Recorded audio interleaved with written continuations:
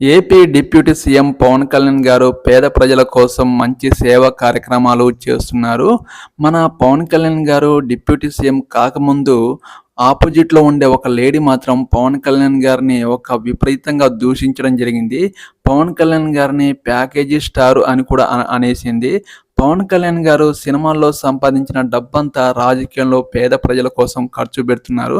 కానీ ఆ లేడీ మాత్రం ఒళ్ళు చూపించుకుంటూ సంపాదించిన సొమ్ములో ఒక్క రూపాయి కూడా పేద ప్రజల కోసం ఖర్చు పెట్టలేదు. రాజకీయంలో ఉంటూ బాగానే సంపాదించింది. అలాంటి ఒళ్ళు చూపించుకుంటూ డబ్బు సంపాదించిన లేడీని ఏమంటారో మీరే చెప్పండి. ఇప్పుడైతే మన పవన్ కళ్యాణ్ గారు ఎంత సంపాదించినా రాజకీయంలో మాత్రం పేద ప్రజల కోసం తన వంతుగా చాలానే ఖర్చు పెడుతున్నారు. మీరేమంటారు?